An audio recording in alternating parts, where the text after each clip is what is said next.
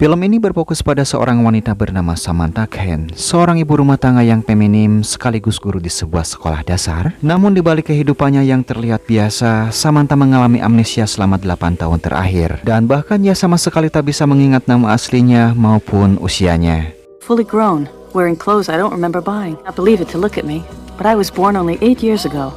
My name is Samantha Cain.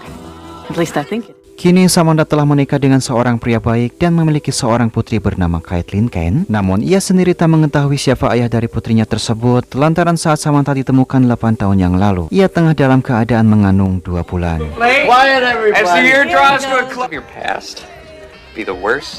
Suatu malam, saat pulang dari bekerja, temannya bercanda dan membuat Samantha kehilangan konsentrasi saat mengemudi. Dan akibatnya ia tanpa sengaja menabrak seekor rusa yang membuat mobilnya oleng, kecelakaan, dan terbakar.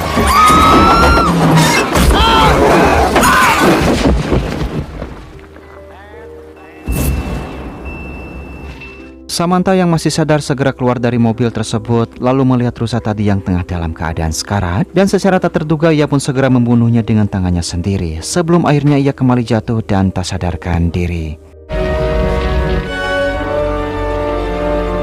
Keesokan harinya, Samantha ditemukan dan dibawa ke rumah sakit. Saat menjalani perawatan, ia bermimpi melihat sosok dirinya sendiri di pinggir sebuah tebing, namun dengan karakter yang sangat berbeda, di mana dalam mimpinya itu wanita tersebut mengatakan bahwa namanya adalah Charlie.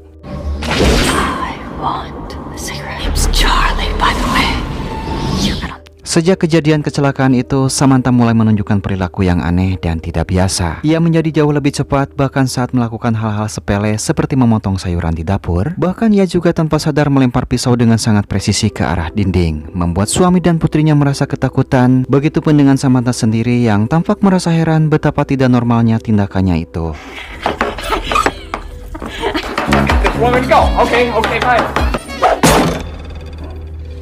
Perubahan pada diri Samantha tak hanya terlihat secara fisik, tapi juga dalam sikap dan emosinya. Ia mulai bersikap lebih keras, bahkan kadang-kadang kasar, terutama terhadap putrinya. Dalam satu kejadian saat anaknya mengeluh kesakitan, Samantha justru memaksanya untuk tetap bermain ski, seolah menekan sisi lemahnya dan mendorongnya untuk menjadi lebih tangguh. I can't skate anymore, my wrist hurts. Stop being a little baby and get up. It's pain.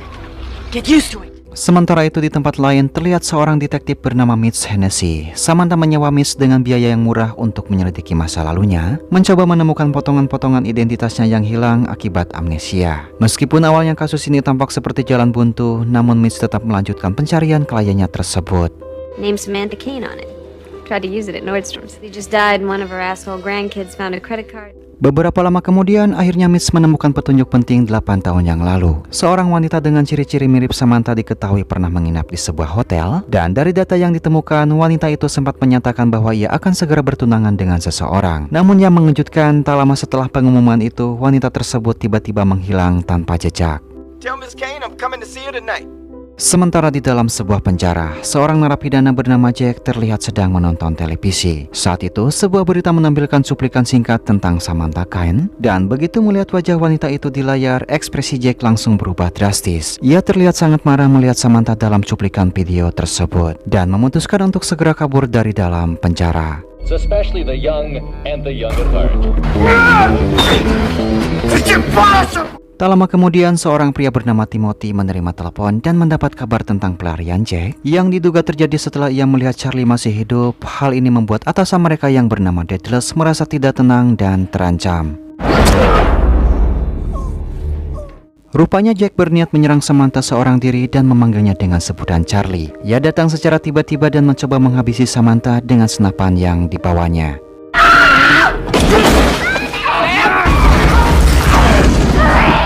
Namun beruntung, Samantha berhasil menghindari serangan tersebut berkat refleks alaminya yang muncul secara naluriah. Dan dalam situasi yang penuh bahaya itu, instingnya sebagai seorang ibu juga ikut terpacu. Ia segera menyelamatkan Caitlin dengan melemparkannya keluar dari rumah.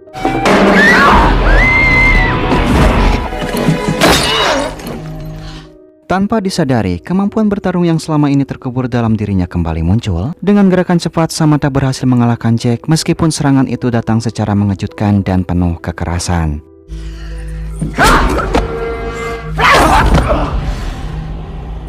Di saat yang sama, Mitch tiba di lokasi kejadian. Ia datang dengan tujuan mengajak Samantha untuk menelusuri masa lalunya setelah mendapatkan petunjuk dari hotel. Jesus, what the hell's going on here? Keesokan harinya, sebelum pergi, Samantha yang belum tahu kapan bisa kembali meninggalkan beberapa barang penting bersama sang anak, seperti nomor telepon, gelang keberuntungannya, dan sebuah korek api untuk meniup lilin sebagai tanda pengharapan bahwa ia akan pulang pada malam Natal. Portable phone. I keep it with me. I want you to keep a candle burning in the window for luck. Sementara itu, suaminya mengungkapkan bahwa apapun masa lalu Samantha, siapapun dirinya yang sebenarnya, ia akan tetap menerimanya dengan sepenuh hati.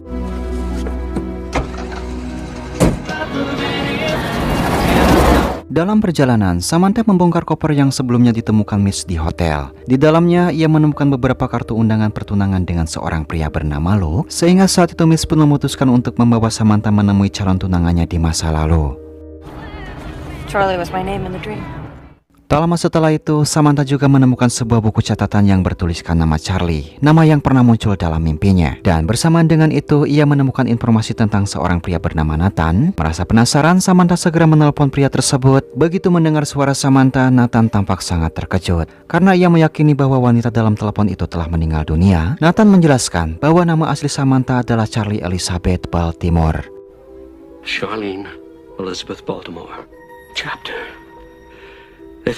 Namun saat itu Nathan tak berani berbicara terlalu banyak melalui telepon. Ia khawatir pembicaraan mereka disadap oleh pihak FBI atau pihak lain yang terlibat. Kemudian meminta Samantha agar tak menghubunginya lagi lewat telepon dan mengatur pertemuan. Mereka sepakat untuk bertemu di sebuah stasiun kereta api tepat pukul 11 pagi keesokan harinya.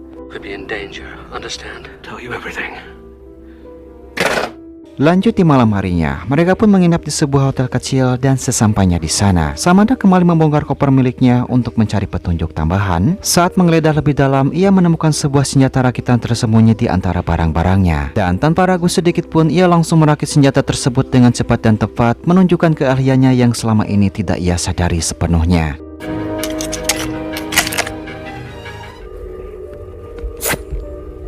Ketika Mitch membuka pintu kamar dan masuk, Samantha yang sedang memegang senjata secara refleks menarik pelatuknya. Ketegangan langsung memuncak di antara mereka. Mitch yang merasa dirinya dalam bahaya dan mulai kehilangan kepercayaan terhadap Samantha, hampir memutuskan kerjasamanya malam itu juga. Ia merasa situasi sudah terlalu gila dan tak lagi bisa dikendalikan, bahkan mempertimbangkan untuk meninggalkan Samantha sendirian di hotel tersebut. I'm in goddamn prison. Do you know how that feels? Yeah, here. Take your money, take it. Namun sebelum Mitch benar-benar pergi, Samantha memohon padanya untuk tetap tinggal. Ia mengaku merasa seperti hidup dalam penjara, terjebak dalam tubuh dan kehidupan yang tak ia kenal. Ia sangat membutuhkan bantuan Mitch untuk keluar dari lingkaran kebingungan dan ketakutan yang selama ini membelenggunya, di mana permohonan itu membuat Mitch akhirnya kembali luluh dan tetap akan bersamanya.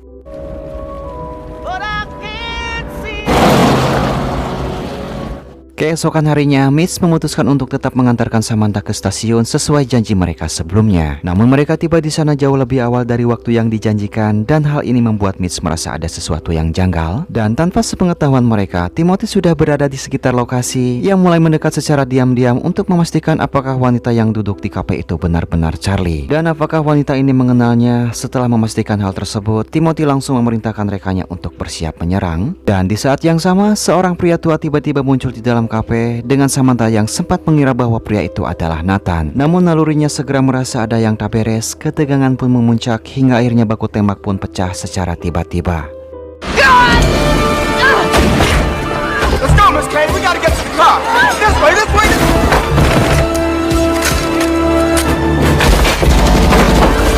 Mitch segera menarik Samantha keluar dari kafe, mencoba mencari jalan keluar dari situasi yang kacau itu. Namun mereka ternyata telah dikepung dari berbagai arah dan malah masuk ke lantai atas yang mengharuskan mereka harus melompat agar bisa keluar.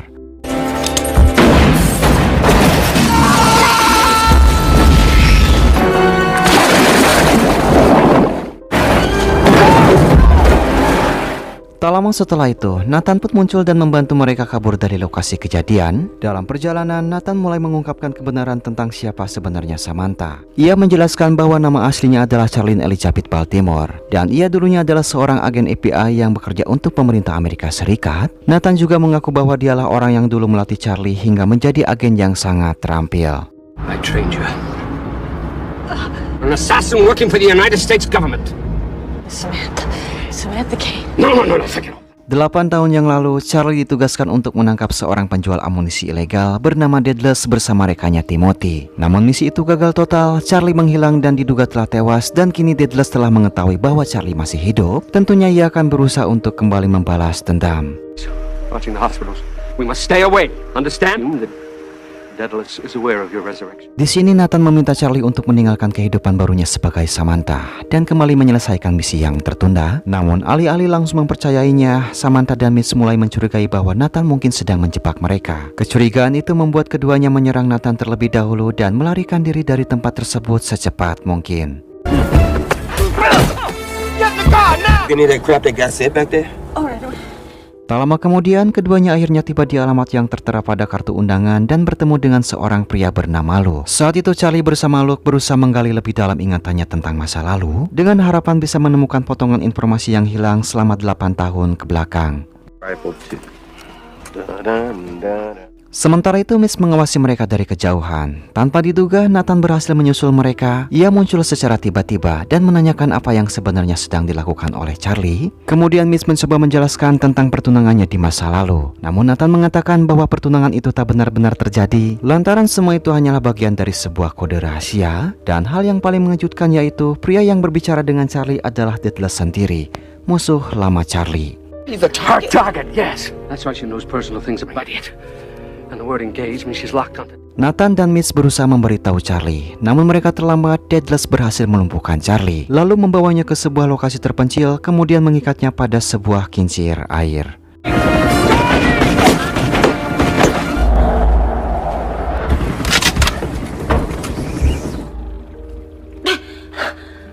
Dalam keadaan terikat dan tak berdaya, Charlie diinterogasi oleh Deadless dan bertanya apa saja yang masih ia ingat tentang dirinya. Charlie mengaku tidak ingat apapun. Mendengar itu, Deadless memutar kincir dan menenggelamkan Charlie ke dalam air.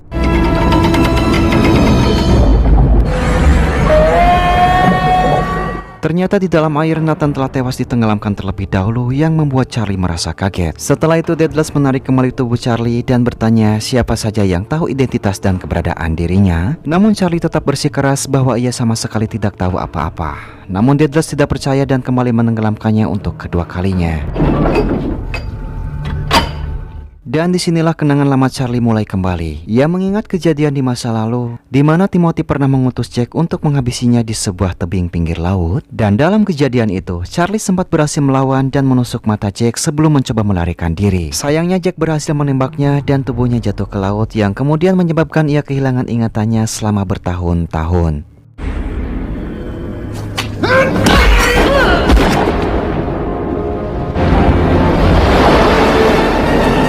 Setelah ingatan itu pulih sepenuhnya, kekuatan dan naluri lamanya juga ikut bangkit. Charlie berhasil membuka ikatan tangannya dan mengambil pistol dari saku Nathan. Dan ketika Deadless mencoba menarik tubuhnya kembali, Charlie dengan cepat menarik peletuk pistol tersebut dan menembaknya. Hingga pada akhirnya Deadless pun tewas seketika.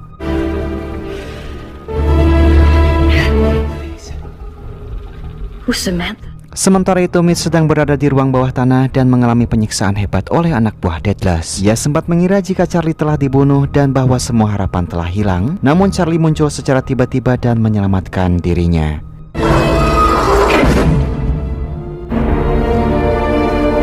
Dan sejak saat itu ia kembali menggunakan identitas lamanya sebagai Charlie, seorang agen rahasia yang dikenal mematikan dan sangat terlatih. Ia memutuskan untuk sepenuhnya meninggalkan kehidupannya selama 8 tahun terakhir sebagai Samantha, bahkan juga berniat meninggalkan suami dan anaknya. So Samantha, she Never really existed.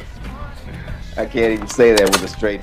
Tanpa membuang waktu, Charlie segera menghubungi Leland Perkins, kepala FBI sekaligus orang kepercayaan presiden dalam menangani kasus perburuan Deadless beberapa tahun yang lalu. Ia mengatakan telah menghabisi Deadless dan bersiap kembali menjadi anggota FBI. Namun siapa sangka situasinya jauh lebih rumit dari yang ia bayangkan, karena ternyata Perkins sejak awal berkhianat dan menjalin kerjasama rahasia dengan Timothy dan Deadless. She could know about honeymoon. Did you hear that? Alih-alih membantu, Perkins justru menjadikan Charlie sebagai target buruan. Mereka sepakat untuk menangkap atau melenyapkan Charlie dalam waktu 24 jam, sebelum Charlie sempat menggagalkan rencana besar mereka atau menyebabkan kekacauan yang lebih besar. It gets out you're working for me, I'm gonna be grabbing my ankles on the way. I'm gonna kill her. You do whatever it takes, but you 24 hours. Finer. Di malam yang sama, Charlie memutuskan untuk pergi dan meninggalkan Mitch yang ia anggap sudah tak lagi berguna. Namun dalam perjalanan, tiba-tiba ia dihadang oleh seorang pria asing yang langsung menodongkan senjata ke arahnya. Beruntung sebelum pria tersebut sempat menarik peletuknya, Mitch muncul dari balik bayangan dan segera membantu Charlie. Dan tanpa banyak bicara, keduanya kembali terlibat dalam baku tembak sengit, di mana saat itu Charlie menduga bahwa pria yang menyerangnya bukanlah orang sembarangan. Kemungkinan ia adalah utusan Perkins sendiri.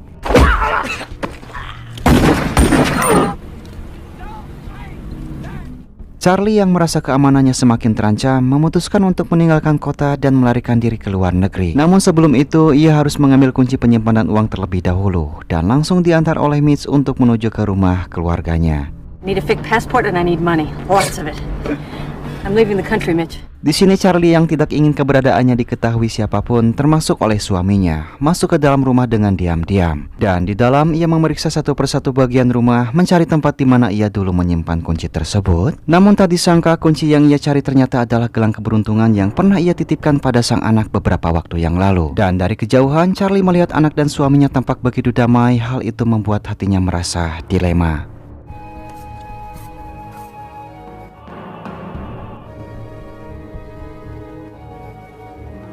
Di saat yang sama, orang-orang suruhan Timothy tiba-tiba muncul di sekitar rumah. Mitch yang berjaga di luar segera bertindak cepat untuk mengalihkan perhatian mereka dan menjauhkan mereka dari lokasi utama. Melihat situasi yang genting, Charlie pun segera menyusul dan menyerang orang-orang tersebut. Namun semua itu ternyata hanyalah taktik pengalihan. Timothy sengaja mengirim anak buahnya untuk memancing Charlie keluar. Sementara ia sendiri bergerak diam-diam menculik Caitlin, menjadikannya sandera untuk memaksa Charlie menyerah.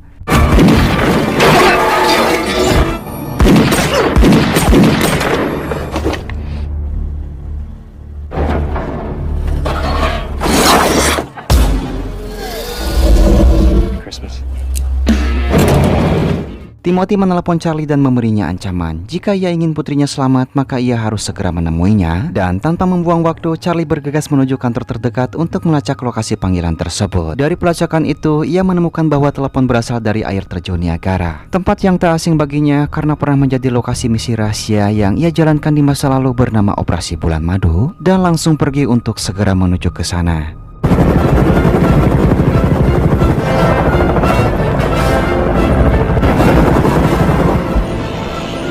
Setibanya di lokasi, mereka berhasil menemukan markas persembunyian Timothy yang berada dekat air terjun. Di sana Charlie dikejutkan oleh kemunculan Leland Perkins, kepala FBI yang sebelumnya ia harap dapat dipercaya. Melihat Perkins berada di tempat yang sama dengan Timothy, Charlie pun langsung menyimpulkan bahwa keduanya memang telah bersekongkol sejak awal. What's he doing here? Charlie menunggu hingga larut malam untuk mencari celah menyelamatkan putrinya. Dengan penuh kehati-hatian, ia menyusup ke markas Timothy dan berhasil membawa sang anak keluar dari tempat penyekapan. Dan awalnya, Charlie benar-benar percaya bahwa misinya kali ini berhasil dengan mudah. Namun siapa disangka, semua itu ternyata hanya jebakan yang telah dirancang sejak awal. Lantaran sesaat setelah mereka melangkah keluar, Leland Perkins memerintahkan pasukannya untuk mengepung dan menangkap Charlie. Plenty of matches up here. It'd be a bad way for a kid to go. Tak butuh waktu lama, Charlie dan Caitlin akhirnya berhasil ditangkap. Kemudian Perkins mendekati Charlie dan mengatakan bahwa seharusnya Charlie sudah mati sejak lama dan tak pernah kembali. Lantas Charlie pun mempertanyakan mengapa seseorang seperti Perkins yang seharusnya menjunjung keadilan bisa begitu mudahnya berkhianat dan bersekongkol dengan orang seperti Timothy. This guy was on a hit list. Budget cuts, dear. Jawaban Perkins ternyata sederhana, yaitu pemotongan anggaran oleh presiden. Perkins tak terima dengan pemotongan anggaran yang dilakukan oleh presiden, sehingga mencari cara untuk mendapatkan anggarannya kembali. Oleh sebab itu ia bekerja sama dengan Timothy dan Daedalus. Salah satu caranya yaitu dengan membuat serangan terorisme dalam negeri. Ia mengaku bahwa selama ini dirinya telah memanipulasi insiden terorisme, termasuk serangan pada tahun 1993 yang kemudian dituduhkan kepada umat muslim. Ia mencoba membuat umat muslim seolah-olah menjadi pelaku utama dalam serangan tersebut. Good night, old girl. Kemudian mereka pun membawa Charlie ke dalam ruangan pendingin yang dijadikan tempat eksekusi. Dan sebelum itu, Timothy sempat menjelaskan rencana keji mereka berikutnya, yaitu kembali melakukan aksi terorisme. Sebuah insiden palsu di tengah kota dengan bom kimia yang disimpan dalam truk. Mereka akan menuduh seorang pria Arab sebagai pelakunya untuk menimbulkan kepanikan dan memanipulasi opini publik, yang merupakan taktik kotor yang sebelumnya sudah mereka gunakan.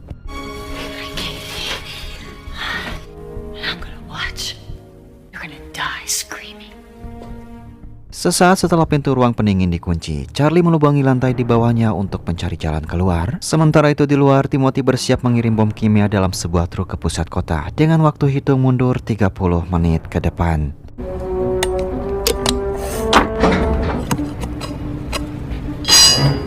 Setelah berhasil membuang lubang, Charlie menyiramkan bensin yang sebelumnya ia simpan di dalam boneka milik Caitlin. Kemudian sang anak pun memberikan korek api pemberian ibunya yang selama ini disimpannya. Di mana saat itu aliran bensin yang terbakar menuju tangki menyebabkan ledakan besar yang mengguncang seluruh markas.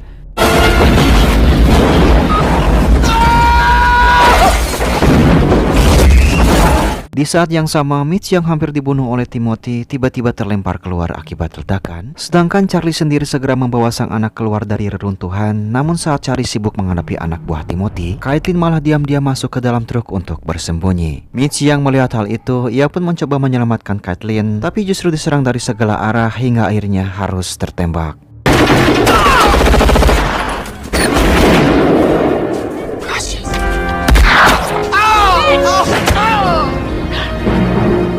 Sesaat kemudian Timothy memerintahkan anak buahnya agar truk segera dibawa ke pusat kota. Charlie yang panik segera mengejar truk tersebut dan berhasil menyabotasenya di tengah perjalanan. Dengan Timothy dan anak buahnya yang tetap mengejar di belakang, Charlie berusaha mengarahkan truk menjauh dari keramaian. Tetapi rem truk bolong membuat kendaraan itu sulit dikendalikan dan sebagai jalan terakhir, Charlie mencoba menghempaskan badan truk agar tak mencapai pusat kota yang membuat truk terguling dan Charlie terhempas.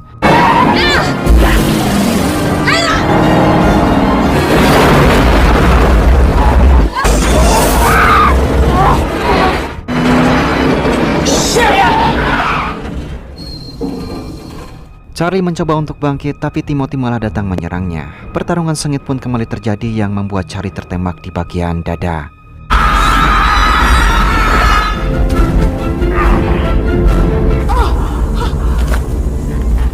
Di tengah serangan dan rasa sakit, Charlie tetap berusaha mencapai truk dan berhasil mengeluarkan Caitlin dari sana. Ia segera menyuruh sang anak untuk segera melarikan diri sebelum bom itu meledak. Namun saat melihat ibunya tak sadarkan diri, ia pun justru berbalik arah, menangis dan memohon agar ibunya tak menyerah. Di mana teriakan sang anak pun membangkitkan semangat Charlie yang perlahan kembali siuman.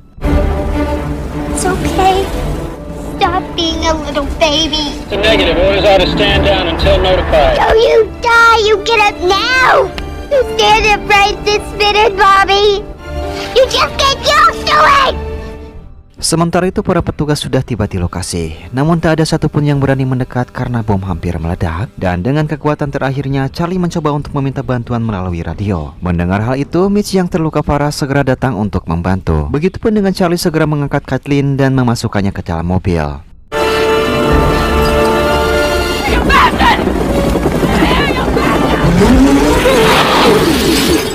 Charlie mencoba mengalihkan perhatian Timothy yang kini menyerangnya dari helikopter. Saat genting, Charlie melihat kesempatan dan menembak balik ke arah helikopter. Tembakan itu membuat Timothy terjatuh dan terdampar tepat di atas truk.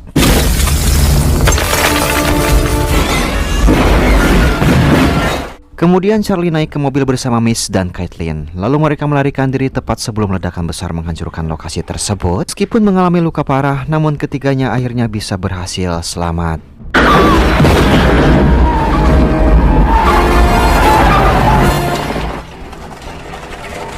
Setelah kejadian itu, Presiden Amerika Serikat menghubungi Charlie dan memintanya untuk kembali bergabung sebagai agen. Namun saat itu Charlie menolak, ia memilih untuk meninggalkan masa lalunya. Sementara itu, Mitch akhirnya menerima penghargaan atas keberaniannya. Sementara Charlie memutuskan untuk menjalani hidup sebagai Samantha. Ia menutup lembaran kelamnya dan memilih menjadi seorang ibu dan istri biasa, jauh dari senjata, jauh dari misi, dan jauh dari bayang-bayang masa lalu.